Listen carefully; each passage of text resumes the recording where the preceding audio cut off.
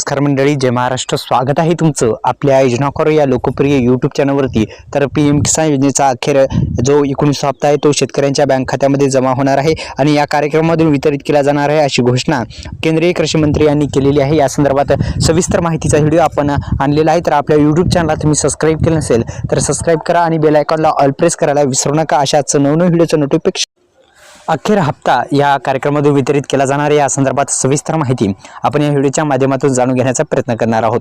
तर निश्चितच मित्रांनो, आपण अधिकृत वेबसाईटवर आलो आहोत. आपल्याला माहिती आहे ही अधिकृत वेबसाईट आहे.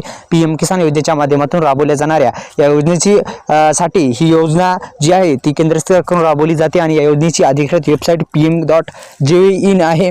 आपण स्क्रीनवर पाहू शकता अशा पद्धतीची वेबसाईट आहे. अधिकृत वेबसाईटला भेट देण्याचा कारण असं आहे की आता 19 हप्ता तुमच्या खात्यामध्ये येणार आहे मित्रांनो. आणि 19 हप्ता येण्यापूर्वी आपल्याला इथे जे दिसत आहे नो युअर स्टेटसवर तुम्हाला क्लिक करायचं आहे. आणि क्लिक केल्याच्या नंतर नो युअर स्टेटसवर क्लिक केल्याच्या नंतर नो युअर रजिस्ट्रेशन नंबरवर क्लिक करून तुमचा आधार क्रमांक टाकून तुमचा जो रजिस्ट्रेशन नंबर आहे ते टाकून तुम्ही जे स्टेटस आहे ते स्टेटस इथून काढू शकता मित्रांनो. स्टेटस काढल्याच्या नंतर काही जर प्रॉब्लेम वाटला तर ते दुरुस्त करणं अत्यंत महत्त्वपूर्ण ठरणार आहे.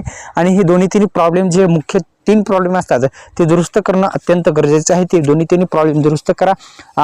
काय प्रॉब्लेम आला तर आपल्या कमेंटमध्ये सुद्धा तुम्ही विचारू शकता मित्रांनो.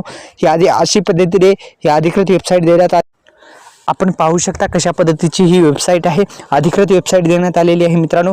आपण पाहू शकता सविस्तर माहिती जी आहे ती तुम्हाला या स्क्रीनवर दिसत असेल. ही अधिकृत वेबसाईट आहे आणि याच्यामध्ये सर्व काही फीचर जे आहेत ते देण्यात आलेले आहेत. नो युअर स्टेटस असेल, EKYC.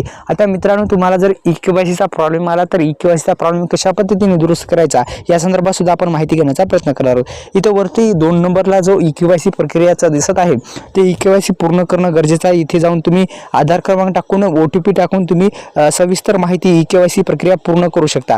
तसेच मित्रांनो, आपल्या योजनाखोर यूट्यूब चॅनलला सबस्क्राईब करू शकता. धन्यवाद. जय शिवराय.